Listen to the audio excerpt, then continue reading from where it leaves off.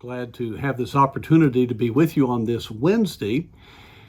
As we look at life, there's a lot of times that the situations that we face seem to be just storms, things that just seem to be out of control. And frankly, we really wonder if we're going to shipwreck. Well, that's what Paul found himself in a realistic situation there in Acts chapter 27 when he was on his way as a prisoner to Rome. But he knew God was in charge of everything. And we read in verse 21 of chapter 27, "But after long abstinence, Paul stood forth in the midst of them and said, Sirs, ye should have hearkened unto me and not loosed from Crete, and to have gained this harm and loss. And now I exhort you to be of good cheer, for there shall be no loss of any man's life among you, but of the ship. For there stood by me this night the angel of God, whose I am and whom I serve, saying, Fear not, Paul, thou must be brought before Caesar, and lo, God hath given thee all them that sail with thee. Wherefore, sirs, be of good cheer, for I believe God that it shall be even as it was told me." That's a great story.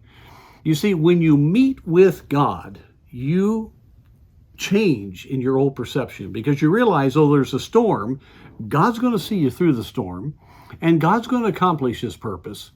But what is so important in this passage to me is that as he received the encouragement from the Lord, and because he was a man that believed God, he could step out to those pagan Roman and Greek sailors and maybe other nationalities, men that were not fearing God, and be able to say, the God that I serve has made it very clear that we are not going to shipwreck in the sense of a loss of life. They were shipwrecked, but they would not lose life. Everyone would be saved.